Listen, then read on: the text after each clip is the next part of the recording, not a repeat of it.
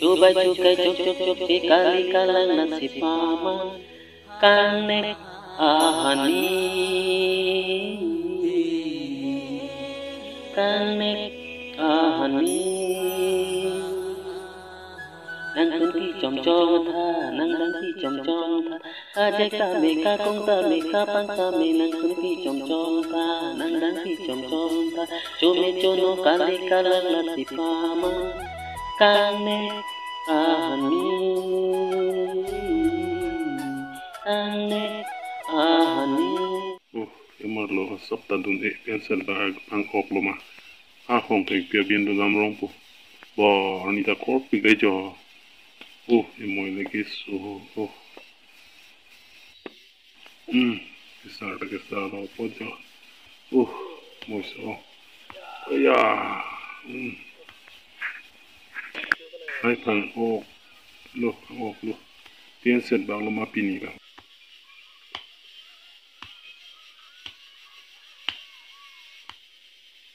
Oh, ibu tu problem oh. Longki. Ala japen lang thong ta spo.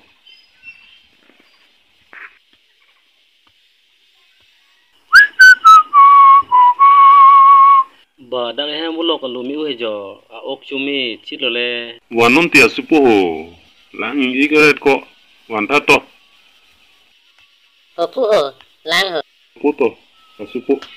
Lang yin krung nang ko ani ke soten. Ni ham kreng ha hak de lo.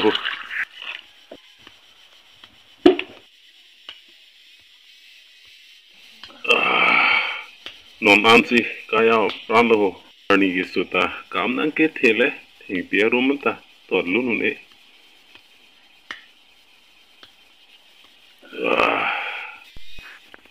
Thing pia bin to lu nan ta. Hingi but problem jo. Pensat bag go rom ko phangok lo ma. nyokta bang wi merek jo get a cingkir pingan pin abang wi dan ma du ka dweta dak ho Abang do kuma igla. Ingat. Nang ma supo. Ane mana hu ko. kalang tipu ne ho ni tanang to molong anang jui do so sinang theng pierung le ton du no phu ni long ki to bang den ma phu Abang do na ilum kita. Toh dai ni ta. Kunat pensinan ke ani korte tebe dana pali roglo supu. la punang jui bom ang bom lo phu a dang tiam ta ka dam jo tum phan ta son son ni lam nang khan kang rai pusi na wui chok lo phu Nang gur choglo me piglo supu ni tumate. Hang ta chini dundel hu. Nam ta chenam non lom kupia virus pa ko ho. Asupu. la he corona virus ta hoti phu phere me me ke so lo ho che than ta phere me me lo Ni ante ni mo ta ke so. Ni king pu ta ke so na ho ta te tre ko ne pin lo supu la puan ga lo jo. sar ta ke sar lo le phu handang ni puta nok ta che trek phe phe pin lo ke La pupote ma supo. Nang pota nam ta chenam. La sos ke so ke adoa vi ma supu la. e ma phu ko son lo ni la Ke so ke cholong ba lingta chilot pusi. Ka julong dun ke o. kalang phu la so ke su ke ka chiri hello ke nang sot lo Ho ka supo la. Ke do ke thak kiri dun pingin la hello tipu ke du ka dam chiri picnic ji arlang chinglum long du dun den ni ka ta idi ke sapon ta ching roi ber nang ji ke chu ke chun chepang the nang ji ke do che pa hello nang ji jo la hai hui len si pa jok nang pu phu hok lo. Nang ki po lam ta. tu mi headlang gua ti long ke ani si wet si banga thomi thi ka si phere me alam lo phu La heloti. Un an ke chiri ni. Rong ru bang kang ke un an pen pan mum po nang ki. Mo po logo pi ke sung krung choji. o phu ante le dam thula Oi to da. Po asupo da. Da me jume. Nang ta nang chor chiri melo asupo de. chau ji phu Oh long ki po. Da wang ta ti ko ho. Asupo ho. Da wang ta ho. Ko pisi sebrana lo ya dang le hang ro de. Ko pisi nang hang re lo. Nene me ke jangi butang de lebu. Kam le bita hang re. Dak ting perum tomong ke bang ini joine. Nene me ke jangi butang de lebu. Sar burata sar thilang anta. Hang na dai nene me ke jang pu. Non lo mo su marke. Chutan no chunin ye non lo. Ili la me ke tanji ta er ju je.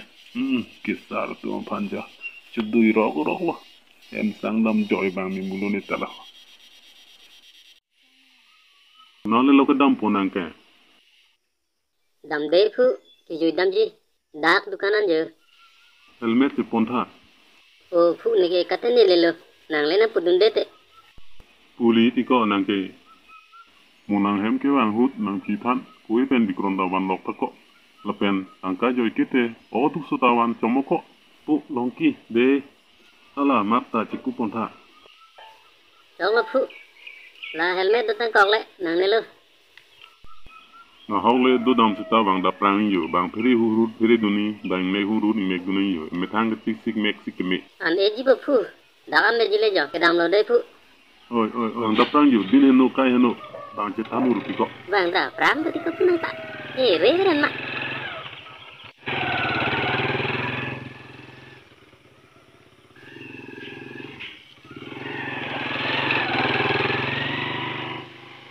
Donatum e oge prana fan ke kati six ke me la pen non lom ke so ke tan hor corona virus la ke immunity chinglu malong ke dodun de ke me pen hempen no tinda ke barbe de je kan se suniri la atike itum ke du ke tar ke pan sirfi so de marke mi undi neta ne mo ke so ne king ke so no ho babam te telo hemar lo dum joy ma mi mul ho sarda Coba coba cok kali kalang lang si paman kali ani